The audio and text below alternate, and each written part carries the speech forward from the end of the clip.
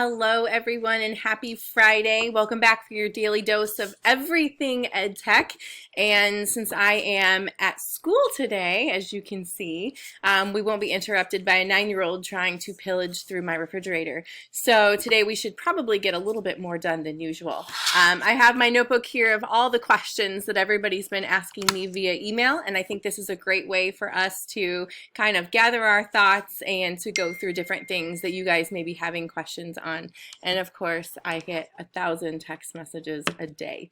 So to start out with, you can see that I have my Canvas open on my screen. I have had some questions about pushing grades from Canvas into PowerSchool. At this moment in time, pushing grades is not necessarily the most important thing to do, but I do want to at least show you how to import those grade categories into your class if you have not done so.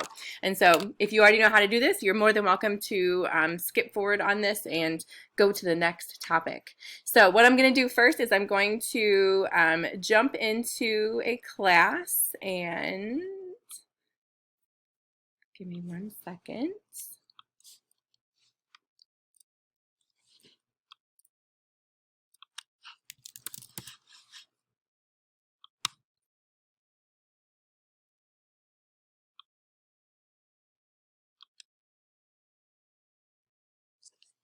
All right, so I'm going to go ahead and start with fourth quarter music. Click on the class that you want to put the grade categories into. I'm going to go ahead and publish this one just for fun.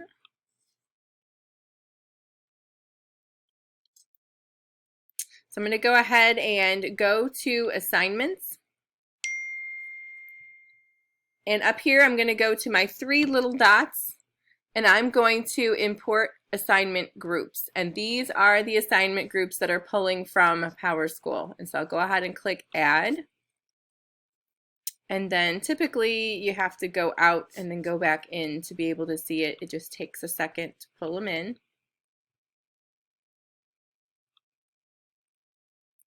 Back to quarter 4, assignments.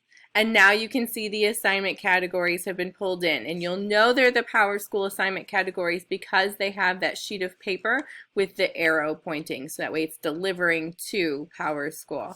And so what you'll want to do is any classes that you've graded work in that you think you're going to want to push grades, you want to go inside of assignments, and you want to make sure that you pull in those assignment categories. And then from there on, as you're assigning work and making assignments, when you pick the grade category, this is what you will pick. And we'll do some videos as we kind of move through this and get deeper into e-learning.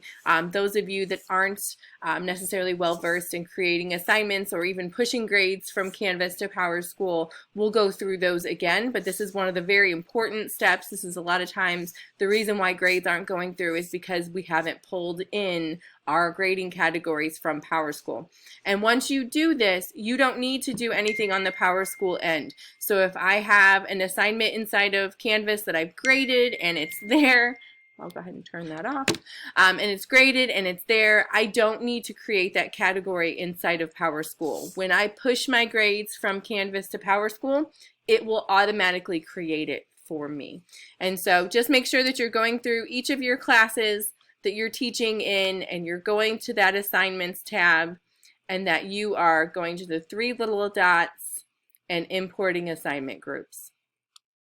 So just make sure you take a little bit of time and take care of some of those housekeeping things while you're doing e-learning with your students. So assignments, the 3 little dots, and import assignment groups. So if you think you're going to be creating anything inside of here that you're going to want to grade, I would definitely recommend taking some time now and setting that up in all of your classes and making sure that you've pulled in those assignment categories. And once it's done, you don't have to do it again for that class.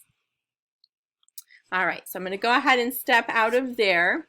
The next thing that I want everyone to do, just kind of as another general housekeeping item, because the grades in Canvas are not their actual grades, you want to make sure that you hide this grade tab from student view. So a lot of you already know that when it has the little I with the line through it, that means that students aren't able to view that. So right now, students could possibly view that grade section. So in each of your classes, once you're in it, I want you to go to Settings all the way on the bottom on the left-hand side. So you're going to click Settings, maybe. I may have to scooch this over. There we go. Go to Navigation.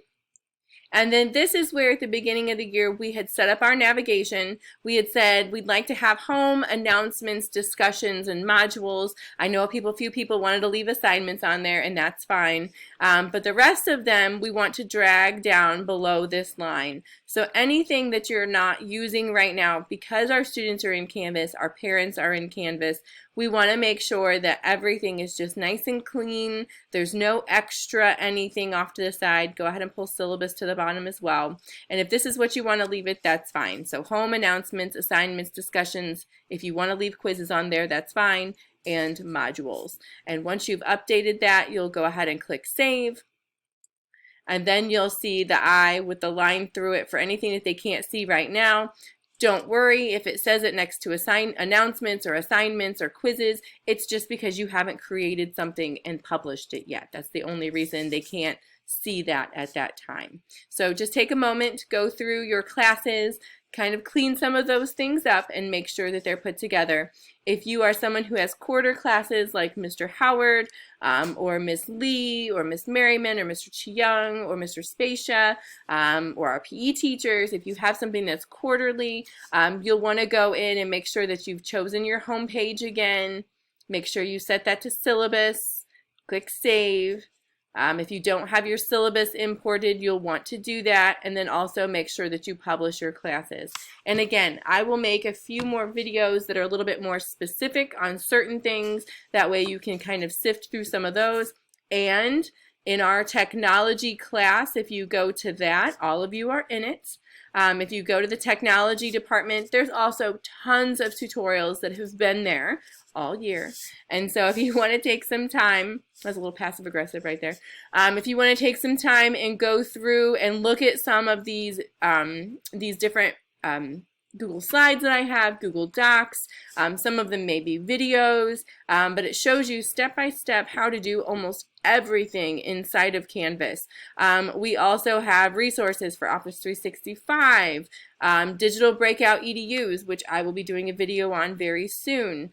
All of these have tutorials. I have full Google tutorials talking about Google for Littles. So those of you that are in the elementary space that are wanting to do more now that we're looking at maybe an extended period of time, doing a little bit more for our little ones when it comes to using Canvas and using Google Docs. And so just know that all of these resources are here for you.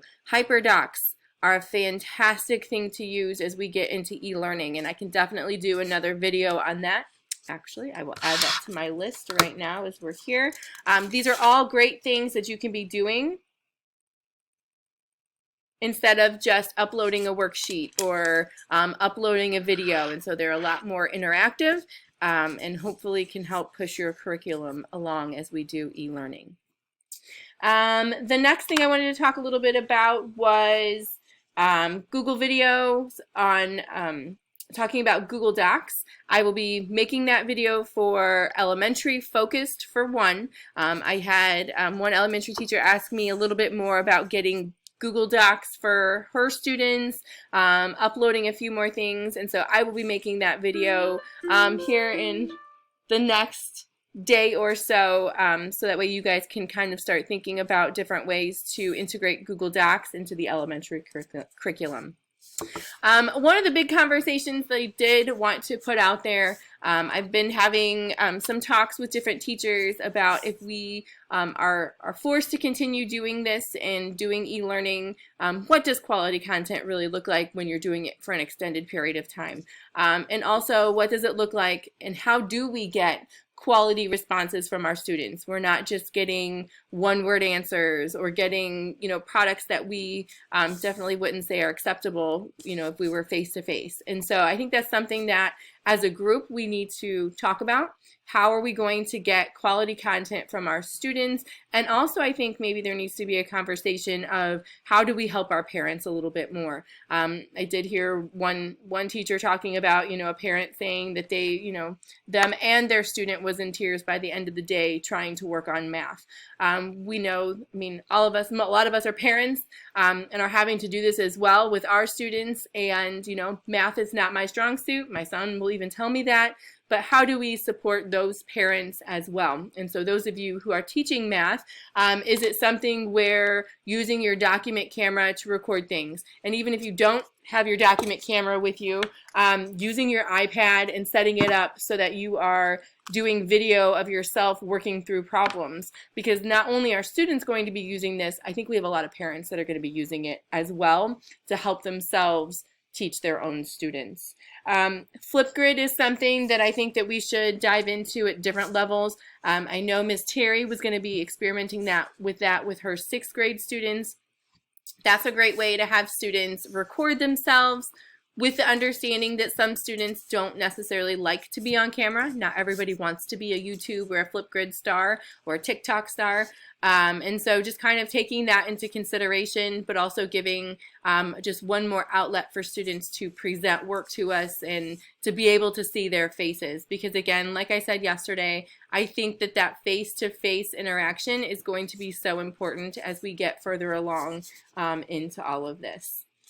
Like I said, I'll be updating with some more videos as we come. I just wanted to give you a little bit of an update. So if you haven't, take the time to jump into Canvas, do some updating in your classes. Know that I have all of those resources inside the technology department class under modules, so you can start to kind of move through those. And then I will also be doing some specific videos related to what we're doing in our classrooms.